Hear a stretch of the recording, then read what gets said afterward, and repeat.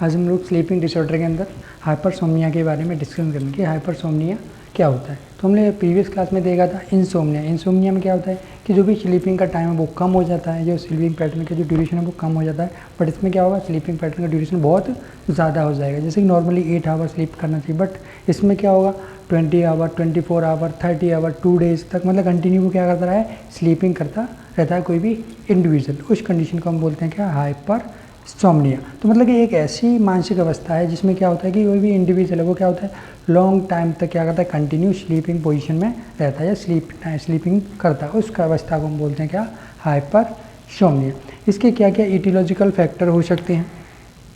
तो aetiological factor बहुत ज़्यादा टेंशन की वजह से या बहुत ज़्यादा स्ट्रेस है उसको, उस कंडीशन में क्या हो जाता है, कहीं ना कहीं सीरियल जो भी है साइकोलॉजिकली प्रॉब्लम की वजह से वो क्या होता है, कम लंबे टाइम के लिए स्लीपिंग मोड में चला जाता है, स्लीपिंग टाइम या लंबे टाइम के लिए स्लीपिंग कंडीशन में चला जाता है। या फिर कहीं ना कहीं वो बहुत ज़्यादा थका हुआ या बहुत ज़्यादा वो क्या है, बहुत ज़्यादा वीकनेस फील करता है, उस टाइम पे भी क्या होता है, बहुत ज़्यादा स्लीपिंग कंडीशन में चला जाए। कोई ना कोई जेनेटिक्स कॉज भी हो सकता है या कहीं ना कोई ब्रेन के पार्ट में इंजरी होने से, हैमरेज होने पर भी क्या हो जाता है, कभी कभी हम लॉन्ग टाइम के लिए स्लीपिंग टाइम पैटर्न स्लीपिंग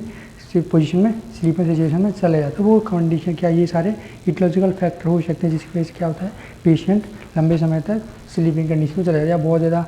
उसको क्या वर्कलोड बहुत ज़्यादा है, उसको कंप्लीट नहीं कर पाया, इसलिए कंटिन्यू उसने प्रॉपरली स्लीप नहीं लिया, तो इस समय उसके एक टाइम के बाद वो क्या होता है, लंबे समय तक क्या करना लगता है, वो स्लीप करना स्टार्ट करता है और एक धीमे धीमे उसके वो हैबिचुअल हो जाता है और वो कंटिन्यू स्लीप पैटर्न को फॉलो करना स्टार्ट कर देता है। तो ये कुछ इटियोलॉजिकल फैक्टर होते हैं जिसकी वजह से क्या होता है, एक नॉर्मल पेशेंट क्या करना लगता है, लंबे समय के लिए सोना स्टार्ट कर देता है या लंबे समय के लिए स्लीपिंग पैटर्न को अब फॉलो करना स्टार्ट कर देता है। नेक्स्ट हम देखते हैं क्लिनिकल मैनिफेस्टेशन। तो इसके क्या क्या क्लिनिकल मैनिफेस्टेशन होंगे। तो नॉर्मली कोई भी इंसान है कि जो एक्सेसिव अमाउंट में स्लीप कर रहा है, जैसे कि नॉर्मली 8 आवर्स होना चाहिए, बट वो कहीं ना कहीं 20 hour, 24 hour, 30 hour, 40 continue 2 days 3 days, तो कहीं ना कहीं क्या होगा, अगर वो इतने टाइम तक कंटिन्यू स्लीप करेगा तो वो कुछ इनटेक नहीं करेगा, कुछ भी फूड वगैरह इनटेक नहीं करेगा, तो कहीं ना कहीं बॉडी में क्या होगा, इलेक्ट्रोलाइट्स वगैरह की क्या हो, इनबैलेंस हो जाएंगे या कहीं ना कहीं उसको वीकनेस फील होगा या वो प्रॉपरली अच्छे से किसी के साथ बिहेव नहीं कर पाएगा क्योंकि वो कंटिन्यू स्लीपिंग पोजीशन में है, या प्रॉपरली रेस्पॉन्स नहीं कर पाना, क्या करना पड़ा, रेस्पॉन्स नहीं करना पड़ा, या कहीं ना कहीं प्रॉपर वे में एडजस्टमेंट नहीं कर पाना, लोगों से अच्छे से कोऑपरेट, क्योंकि वो कंटिन्यू स्लीपिंग कंडीशन में तो वो सोसाइटी से बिल्कुल सेपरेट हो जाएगा या कहीं ना कहीं आइसोलेट हो जाता है क्योंकि वो एक कॉन्शियस कंडीशन में नहीं है। कहीं ना कहीं ऐसा क्या है, वो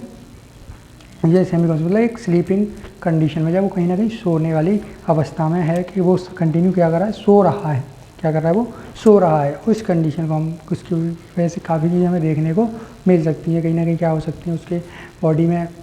अल्सर हो सकते हैं, क्या हो सकते हैं, अल्सर होने के चांसेस हो सकते हैं, बैक में अल्सर होने के चांस, क्योंकि वो कंटिन्यू एक ही पोजीशन में क्या है, स्लीप है, एक ही पोजीशन को फॉलो कर रहा है, एक ही पोजीशन में रखा हुआ है, वो लेटा है तो शायद सुपाइन पोजीशन या लेटरल या साइड लेटरल किसी भी पोजीशन, जिस साइड में क्या होगा, कोई ना कोई प्रेशर की वजह से क्या होगा, वहाँ पे कुछ स्किन डेड होने लगेगी और वहाँ पे अल्सर फॉर्मेशन होना स्टार्ट हो जाएगा। या कहीं ना कहीं ब्रीथिंग प्रॉब्लम होने लगेगा, क्या हो सकता है, ब्रीथिंग, कई बार क्या होता है कि जो भी ब्रीथिंग कंडीशन की वजह से भी या ब्रीथिंग अपनिया है उस कंडीशन में भी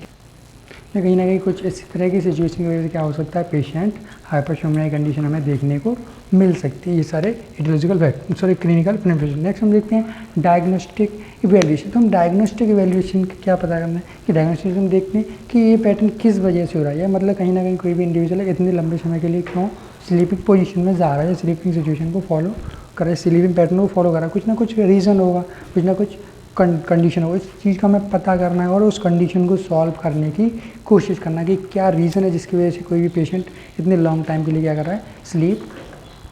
स्लीपिंग पोजीशन में जा रहा है या स्लीपिंग कंडीशन में जा रहा है। तो उसके लिए हमें क्या करना है, उसकी पूरी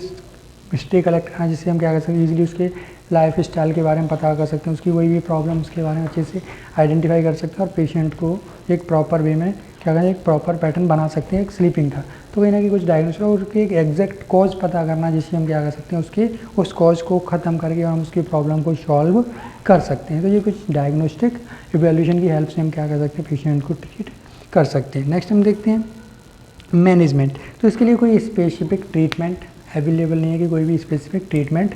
अवेलेबल हो, इसके लिए कोई भी स्पेसिफिक ट्रीटमेंट नहीं। ओनली हम इसको क्या कर सकते हैं, कुछ साइकिल काउंसलिंग करके या गाइडेंस करके या कहीं ना कहीं उसको कुछ थेरेपीज प्रोवाइड करके हम स्लीपिंग पैटर्न को क्या कर सकते हैं, चेंज कर सकते हैं। तो इसके लिए हम क्या कर सकते हैं, उसको प्रॉपरली क्या कंटिन्यू एक टाइम टेबल शेड्यूल करना, एक टाइम शेड्यूल फिक्स करना जिस समय उसको सोना है, उसी टाइम उसे क्या करना है, हमें ऑटोमेटिक उसे जगाने की कोशिश करना है। क्योंकि कहीं ना कहीं कितना भी वो बोले बट हमें क्या करना है उस टाइम पे जगाते हैं, जिससे कि उसकी एक हैबिट बनेगा और हम उसे क्या कर सकते हैं एक फिक्स टाइम के लिए। हम सिर्फ ऐसा नहीं कि उसे बिल्कुल सेपरेट, उसको अंडर ऑब्जर्वेशन रखना है। जब भी वो स्लीपिंग कर लिया जा रहा है उसे क्या करना है, उसे कहीं ना कहीं उसके माइंड को डाइवर्ट करना है, उसे कुछ सॉन्ग्स वगैरह सुनाना है जिससे कि हम वो स्लीपिंग मोड में ना जाए, वो स्लीपिंग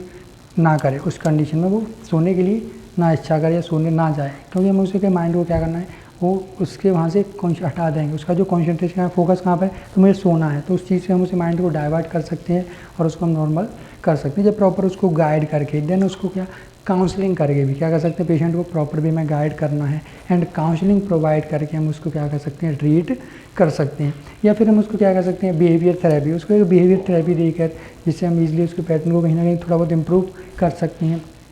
नेक्स्ट हम उसको क्या कर सकते हैं,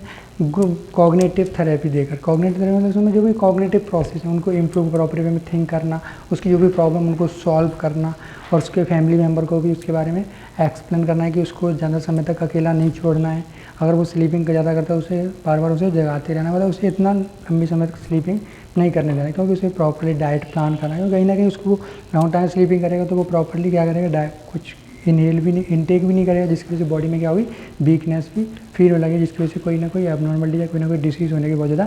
चांसेस रहते हैं। तो इस तरह से हम क्या कर सकते हैं, पेशेंट को ईजिली ट्रीट कर सकते हैं कुछ कंडीशन से, हाइपरसोम्निया की कंडीशन से। तो ये क्या होता है कि क्या है, ये आपका हाइपरसोम्निया क्या है, स्लीपिंग डिसऑर्डर है जिसमें क्या होता है कि जो भी स्लीपिंग टाइमिंग है वो बहुत ज़्यादा बढ़ जाती है। एक नॉर्मली 8 आवर या 6 या 8 आवर होता है, बट इसमें क्या होगा, इंडिविजुअल कितने आवर तक सोता है, 20 आवर, 24 आवर, 30 आवर, 50 आवर, मतलब कोई टाइम फिक्स नहीं है। जितना भी ज़्यादा एक्सेसिव अमाउंट में क्या करता है वो स्लीपिंग मोड में या स्लीपिंग टाइम में स्लीपिंग करता रहता है, उस कंडीशन को हम बोलते हैं क्या, हाइपरसोम्निया। तो ये एक ऐसी कंडीशन है जिसमें क्या है, कोई भी इंडिविजुअल क्या है लंबे समय के लिए सोता रहता है। तो आज हम लोगों ने स्लीपिंग डिसऑर्डर के अंदर हमने हाइपरसोम्निया के बारे में डिस्कशन किया, इसके कुछ